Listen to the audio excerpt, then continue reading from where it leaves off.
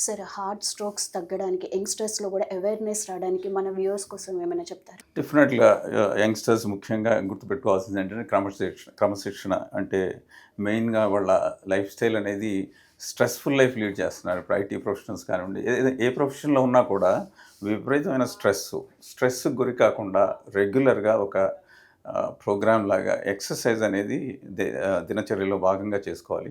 కనీసం రోజుకి 20 నిమిషాలు, వారంలో 5 రోజులు కంపల్సరీగా ఏదైనా వ్యాయామం అంటే వాకింగ్ కావచ్చు, సైక్లింగ్ కావచ్చు, స్విమ్మింగ్ కావచ్చు, ఇవన్నీ అలవాటు చేసుకోవాలి. తర్వాత నిద్ర కనీసం 7-8 గంటల నిద్ర. ఇప్పుడు ఈ మొబైల్స్‌లో వాటిలో వీటిలో చూస్తా నిద్ర అనేది తగ్గిపోయింది. అందరిలోనూ లైఫ్ స్టైల్ అనేది టోటల్‌గా 2, 3 అవర్స్ పడుకోవటం, తర్వాత మరుసటి రోజు బాగా అలసటతోటి పనిచేయటం, స్ట్రెస్ అనేది యెస్. విపరీతంగా ఉంటుంది.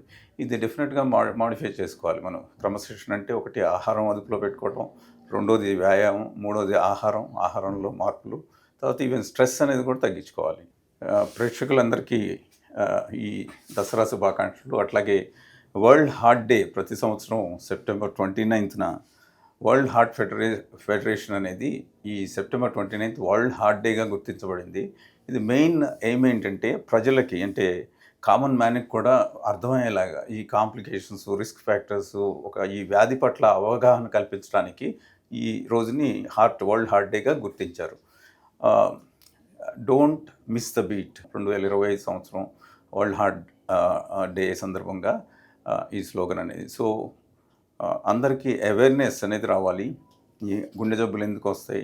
వాటి నుంచి మనం గుండె జబ్బుల బారి పడకుండా మనం ఏం చేయాలి? ఏ జాగ్రత్తలు తీసుకోవాలి? ఇవన్నీ ప్రజలకు అవగాహన తెచ్చేదానికి వీలైనంత మంది ఫిజిషియన్స్ కానీ, ఫ్యామిలీ జీపీస్ కానివ్వండి, కార్డియాలజిస్టులు కానీ, డాక్టర్స్ కమ్యూనిటీ అనేది ప్రజలకి కామన్ మ్యాన్‌కి చేరవేసేదానికి ఈ సందర్భంగా అందరికీ ఈ రోజును గుర్తించాము. అందరికీ శుభాకాంక్షలు. World heart day.